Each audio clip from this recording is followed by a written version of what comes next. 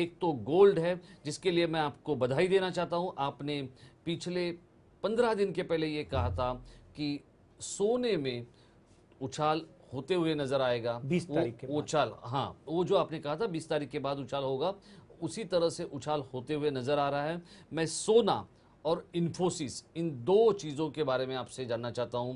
जिस तरह से आदरणीय नारायण मूर्ति जी वापिस आए हैं और वो काम पे लगे हैं, तो दूसरी तरफ सोना, क्या सोने जैसा इन्फोसिस का भाग्य जो है चमकते हुए दिखाई दे रहा है? इन दो विषयों पर आपका विश्लेषण क्या होगा? देखिए, परसों रात को सोना 28,000 रुपये पार कर गया, भारतीय पैसे में 28,000, और अंतर्राष्ट्रीय बाजार में 1420। मगर मित्रों, एक बात तय है कि उसके 20 तारीख के बाद ही सोना 25,500 से 28,000 तक गया।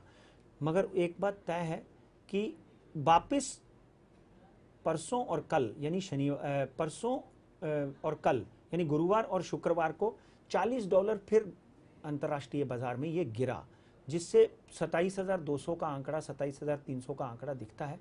मगर एक बार सोना 28,500 छूता हुआ दिखाई देता है, फिर नीचे आता हुआ दिखाई देता है, फिर 25,000 का आंकड़ा पकड़ सकता है। मगर मुझे नहीं लगता कि 25,500, 25,800 के नीचे सोना अभी आता हुआ इमीडिएटली दिखाई देगा।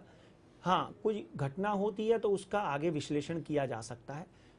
ऊपर का स्तर इसका 29,000 हो सकता है।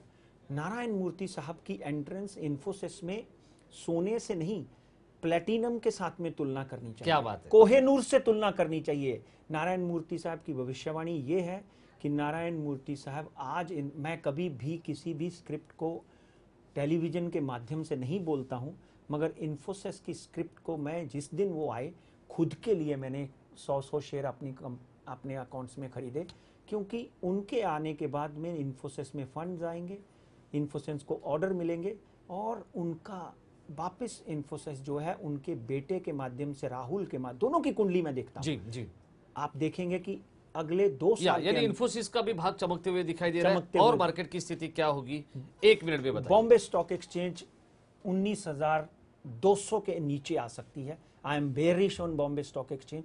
20,200 तक गई थी, तो आपने पूछा था, मैं बोला यहां से नीचे आएगी, तो इस वक्त 400 से 500 पॉइंट नीचे आ सकती है। नेशनल स्टॉक एक्सचेंज निफ्टी 5,750 पे आ सकती है।